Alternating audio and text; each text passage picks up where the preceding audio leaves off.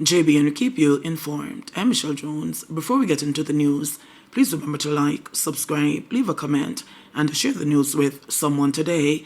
Now on to the news. Bugger was shot and injured in Tiki Manchester. A Manchester farmer is battling for life at hospital after he was shot multiple times in Tiki district near Colleyville in northeast Manchester on Monday. Residents say that shortly before 3 p.m., the injured man identified by his alias Bugger was in the community near his residence when gunmen attacked him and opened fire. He was rushed to hospital where he underwent emergency surgery. Official figures from the police show 49 murders in Manchester up to December 14, an almost 16% increase over the 42 recorded for the same period last year. The parish has also recorded 44 shootings, almost 19% above last year. Siblings found safe after going missing at Montego Bay tree lighting ceremony. A family in Glendevon, St. James, had their fears averted last night after a missing 10-year-old boy and his 14-year-old sister were found safe. The siblings went missing after attending the St. James Municipal Corporation's annual Christmas tree lighting ceremony on Sunday night at Samshop Square, Montego Bay. The children, Rickley Smith and Kemoya Gordon, both from the Damper Lane area of Glendevon, were brought into the Montego Hills police station and reunited with their mother after she was notified. Kemoya is a student of Holland High School in Trelawney, while Rickley attends Chetwood Primary School in Montego Bay, St. James. According to Daniel Tennant, their mother, the children left home with their grandmother and another child to go to the event, but towards the end of the ceremony, the grandmother decided to leave early to avoid the after-event congestion. Tennant added that her mother was also concerned about her artistic navy in the crowd, which contributed to her decision to leave early. My mother go through the crowd with them towards the bus stop, but when she turned around, she not see them, said Tennant. My mother wait around from 9 o'clock until after 10, and then she leave for home, hoping that they might go home on them own. However, when the grandmother got home, she discovered that the two children were not there. Tennant then became concerned and started calling her son's phone, but it went unanswered. Despite making several calls, she was unable to reach them. On Monday, with the children still not showing up at home, Tennant visited the Montego Hills police station, where she reported them missing. She provided photographs of them to assist the police in locating them. With the police unable to find the children, Tennant tried to contact another girl who was with them at the ceremony, but initially she was unsuccessful. Eventually, she did make contact when she used another telephone to place the call. When me called the number, she said they might come home. So me called back the police and them said they might have an idea with them there.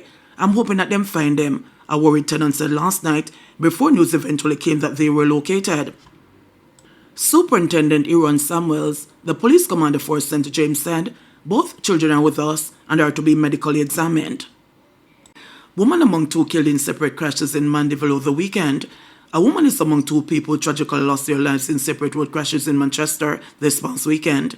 The second fatality has been identified as 28-year-old Kamona Forrest, a resident of Virginia in the Bombay district of Manchester. According to the police, Forrest was a passenger in a Nissan Sunny motor car traveling along the Fine Grass Main Road in northeast Manchester around 11:30 p.m. on Sunday, December 15. Reports indicate that the driver of the vehicle lost control, causing the car to crash into a utility pole and then a nearby wall. Forrest, along with another woman and the male driver, was rushed to the hospital. Sadly, Forrest was pronounced dead upon arrival, while the other two individuals were admitted for treatment of their injuries.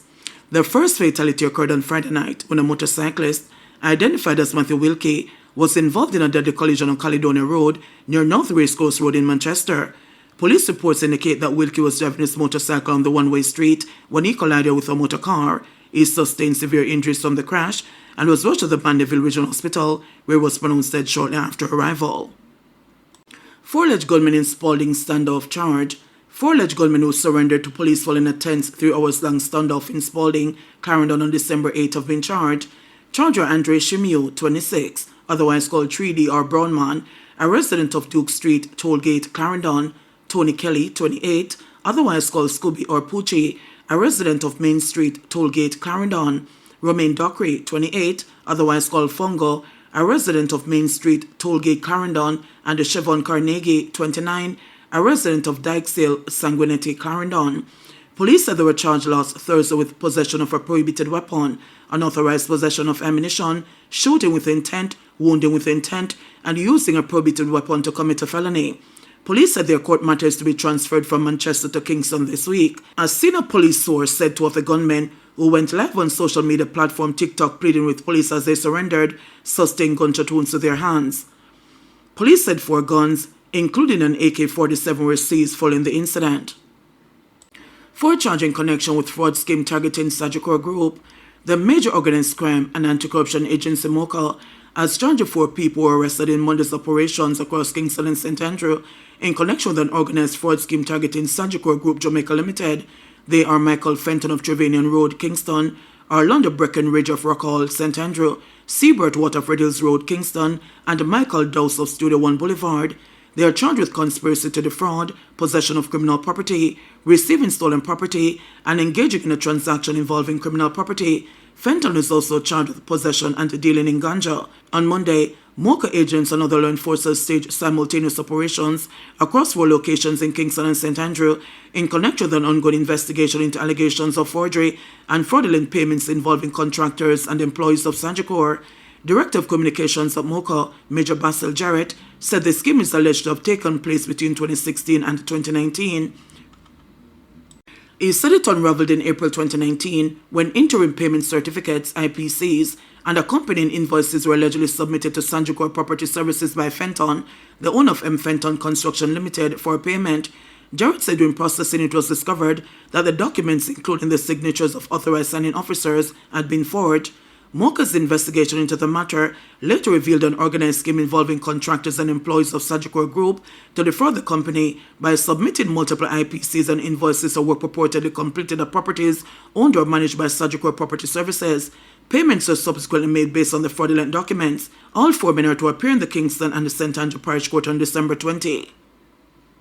Man and cocaine trafficking charge denied bail. Clive Roy Davis, the 57-year-old, was among 5 men held in August in what the police said was the largest drug bust in Jamaica, was on Monday denied bail by a Supreme Court judge on the basis that he is a high-flight risk.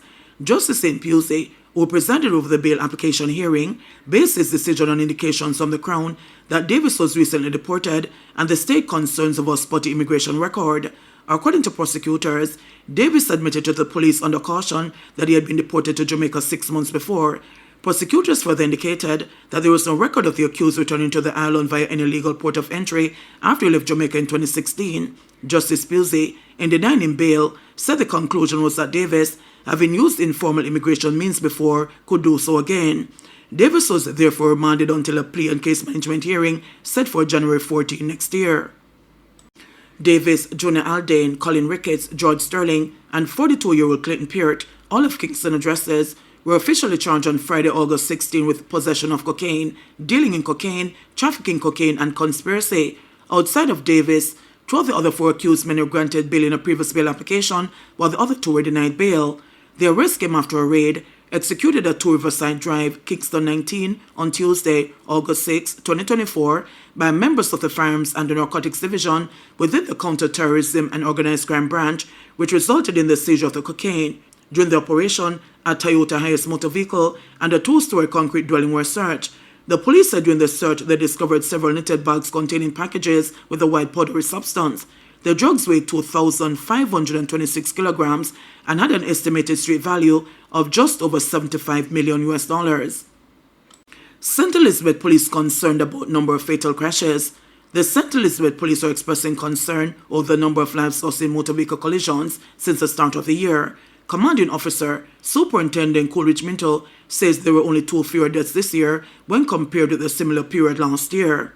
Since the start of the year, there have been 29 fatal crashes, which resulted in 31 fatalities. And this compared to last year, same 29 fatal crashes, but 33 fatalities. The figures show a decrease of 2 fatalities.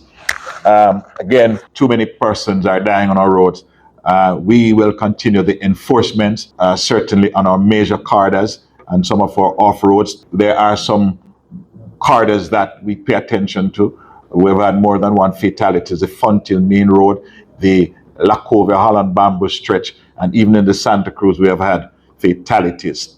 So we have daily patrols in those areas. In the meantime, the Island Traffic Authority is reporting 58 fewer road fatalities since the start of the year when compared to the similar period last year. JBNN will keep you informed. Please remember to subscribe, like, share, leave us a comment, and click the notification bell to receive our daily news items.